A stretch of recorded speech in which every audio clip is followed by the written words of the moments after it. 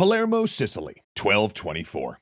The Egyptian diplomat drafts a letter to Sultan Al-Kamil detailing his visit to the court of Holy Roman Emperor Frederick II, a man building a force to launch the Sixth Crusade. But this would-be crusader, the most powerful man in Europe, is actually nothing like what the diplomat expected.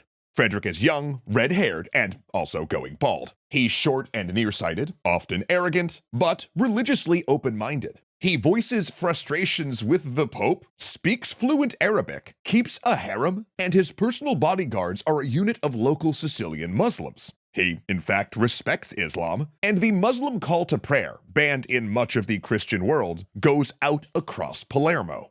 The emperor is also interested in Arabic scholarship and engaged with the diplomat on recent academic writings concerning Islam, medicine, science, and especially animals. His private zoo includes lions and a giraffe, and the diplomat requests that Al-Kamil sends an elephant, bears, and monkeys as diplomatic gifts. Because a Holy Roman Emperor who admires Islam and denigrates the Pope? Yeah, this is a guy the Sultan can work with.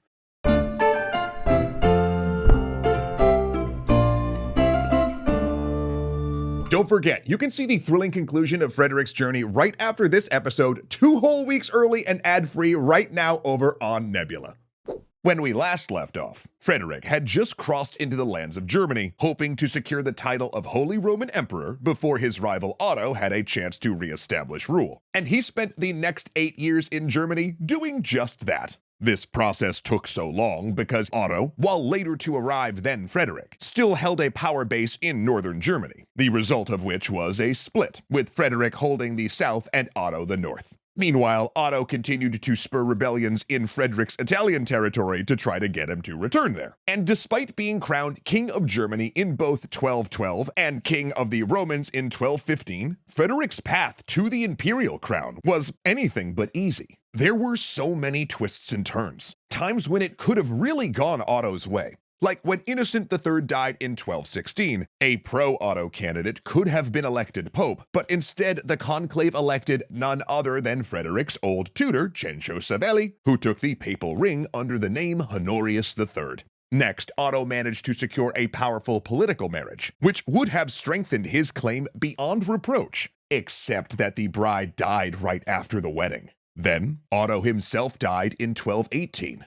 But Frederick's time in Germany was far from done. Because France had supported him in his war against Otto, he now had to, in return, invade northern France to help them conclude a war of succession that had been raging over the province of Champagne. So it wasn't until 1220 that he finally traveled to Rome to be crowned Holy Roman Emperor by his old tutor, the new Pope Honorius. But despite that relationship, things with the papacy were, well, let's just call them testy. See, the papacy had raised and supported Frederick in hopes he'd be friendly to the Papal States. And overall, he was. But it was also clear he was uninterested in being a puppet king for the Pope. In fact, he followed the Norman model of kingship, which emphasized strong central control, what we'd eventually come to call absolute monarchy, and this included control over the appointment of church officials in his territory. And despite his promises to Innocent, it was increasingly clear that he did want to rule both the Holy Roman Empire and the Kingdom of Sicily. And that is why we specifically used the word testy. Because even when he was in Germany and needed the Pope's support, Frederick increasingly seemed to be testing to see what he could get away with. Like installing Sicilian bishops without papal approval, for example. But things really came to a head over the vow Frederick had taken to go on crusade. Because while Frederick made that vow in order to play nice with the papacy in 1215, when the Fifth Crusade actually organized in 1217, his reaction was essentially, look, I've got a lot going on right now,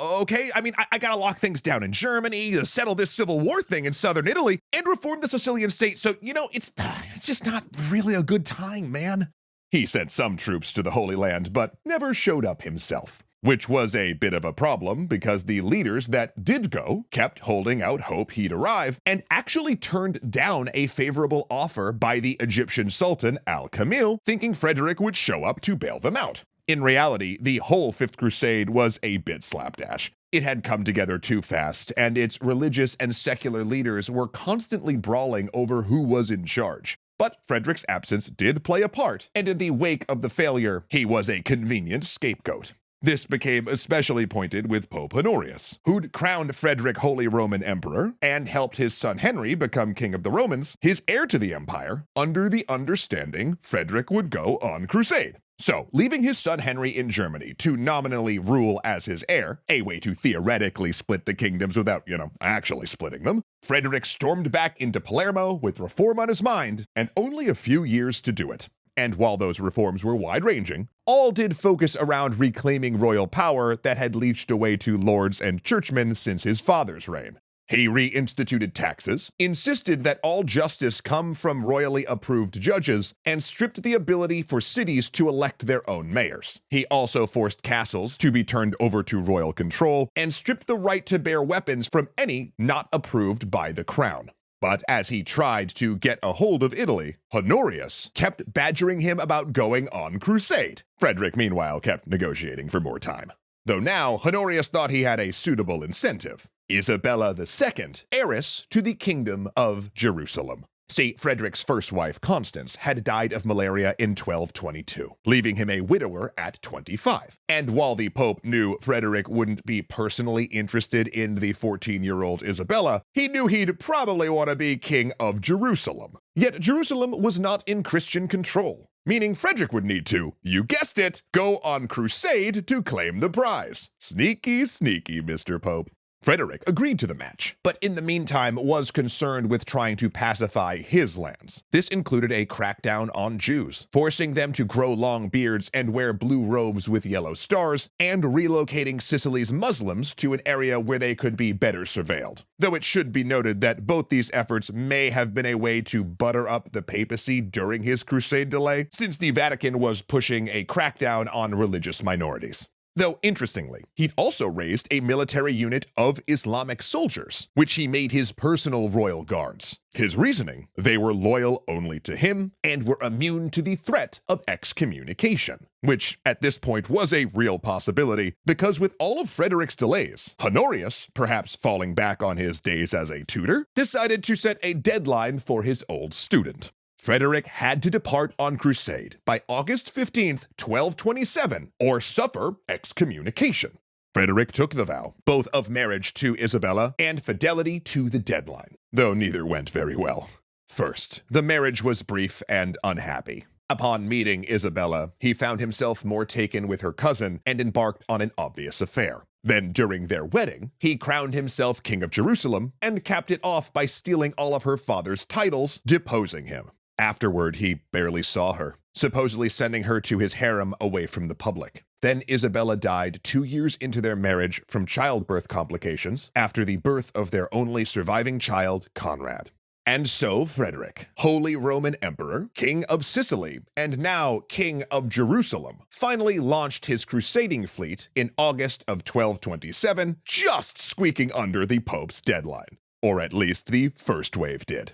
Frederick himself would follow in the second wave in September. Despite the delay, though, he had done what he'd promised to the letter, raising 1,000 knights, 200 ships, and sending a large amount of gold to Rome in order to fund the endeavor. Heck, he'd even, as we showed in the opening, conducted some early diplomacy with the Ayyubid Sultan of Egypt, Al-Kamil. Except, well, he was only a few days out of port when his army started to get sick. Then his army commanders got sick, then he started feeling ill himself. Now, historians are unsure of the actual malady that befell Frederick's fleet, though plague or cholera seem the most likely culprits. So, following advice from his commanders, he landed at a port in Italy known for its qualities as a health spa. Now, had Frederick not delayed the expedition for a dozen years after his vow, he might have gotten away with this, especially had his old tutor Honorius still been in charge. But he'd died earlier that year. And while Frederick certainly had some friction with both Innocent and Honorius, his relationships with them were overall good. The new pope, Gregory IX, on the other hand, hated Frederick with a passion.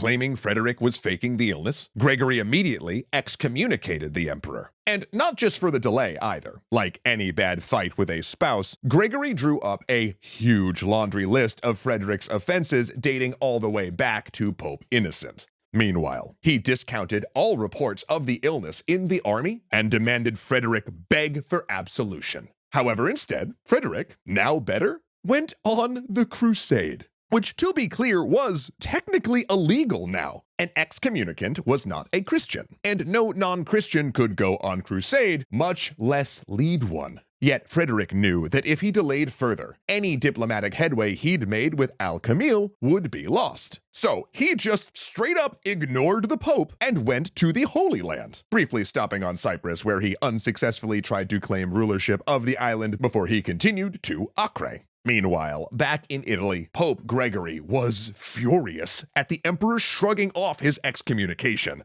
In retaliation, he made plans to invade Frederick's territory and gave a public address once again declaring the emperor thrown out of the church in a sort of Animal House-style double-secret excommunication. This did not go down well with Frederick's supporters in Rome, who whipped up such anti-Gregory feelings that the next time he led a service, the congregation barked back at him like dogs when he raised the communion host and started a riot that made him flee the city. So safe to say, Frederick's relationship with the new pope was not going great. But you know what was going great? Frederick's relationship with Sultan Al-Kamil. While the two never met in person, they continued exchanging diplomats and gifts once Frederick landed in Acre. Both had reasons to strike a deal. For Frederick's side of things, his position was uncertain. As an excommunicant, many barons in Crusader states refused to fight for him, though the Templars and Hospitallars welcomed his help while keeping themselves administratively separate to avoid angering the Pope. This on top of the disease and a series of storms wrecking supply ships heavily weakened his army and made it impossible to campaign traditionally. Meanwhile, it was increasingly clear that Frederick would return to Italy to find his lands invaded and in rebellion. Then on Al-Kamil's side, he was still dealing with some troublesome family quarrels that motivated him to bargain. So the crusade, this great war of the cross, involved essentially no fighting. Instead, Frederick entertained diplomats, collected more exotic animals, and sent and received lavish gifts. Frederick had arrived in Acre on September 7th, 1228, and by February 18th, 1229, 5 months later, he had a treaty. Christians would once again rule the city of Jerusalem, apart from the Dome of the Rock and the Al-Aqsa Mosque, which would remain in Muslim territory. They would also retain a channel to the sea, as well as regaining some territory lost after the Battle of Hattin a generation earlier. And lastly, there would be a 10-year peace. And in March, he entered Jerusalem and crowned himself its king in the Church of the Holy Sepulchre. Frederick had succeeded. Despite excommunication, he'd led a successful crusade that had regained the Holy City through diplomacy where force of arms had failed only a few years before, and he had done so without killing a single man in combat. So, was the church happy? Absolutely not. In fact, they were once again furious. The military knight orders hated the agreement since it left both the Temple Mount and many fortresses in Ayyubid hands. The Pope hated it because it ceded too much territory and suspended crusading for 10 years. Plus, the local barons hated it because they didn't believe the redrawn kingdom was defensible. And most of Europe agreed. After all, the point of a crusade wasn't to talk to the enemy, right? Frederick was acting like gaining victory through politics was desirable. But this was a holy war, remember? Horrific bloodshed and slaughter was kind of the point. I mean, that's the part that people liked. You weren't supposed to go hang out with the heathens, talk about science, recruit a bunch of Islamic courtesans to your personal harem, and then strike a deal and come home? This is a bold strategy, Cotton. Let's see if it paid off for him and the Sultan. Well, actually, those on Al-Kamil's side hated the deal just as much, if not more. Which, might suggest the two actually compromised fairly well when you think about it. But in the end, Frederick had set a major precedent. By proving he could run a crusade without papal support, he had broken the Pope's power over the Crusades, and future endeavors would happen largely under secular control with political aims. So, when Frederick landed back in Italy, having not told Gregory he was returning, he was doing so as both the most successful crusader of his generation and also the most reviled. And he was landing in preparation for an open war with the Pope. Now, if you don't want to wait 2 weeks to see that landing, what happened in the War of the Crossed Keys, the effects of the Constitution of Melfi, and some very fun and creative license we take to dramatize Pope Gregory and Frederick's War as a card battler, our third and final episode of this series is available right now over on our creator-owned streaming service, Nebula. That is because every episode of Extra History goes up on Nebula before anywhere else, all ad-free. Oh, and did I mention that a month of Nebula costs less than a cup of coffee? Because with our code, it does. Of course, with Nebula's other 200 plus creators, we are not alone in posting early videos all the time. Many of whom, like myself, are also working on bigger budget original projects for Nebula that are just pushing the boundaries of what we're all capable of. For instance, my buddy Patrick Willems is now in post-production for his film The Dinner Plan. I actually got to stop by the set for this when they were shooting a few months ago, and it was really awesome and inspiring to see Patrick directing Zach Cherry from Severance, Miriam Shore from Guardians of the Galaxy 3, and Griffin Newman from The Tick, and also who voiced Orko on the newest Masters of the Universe series,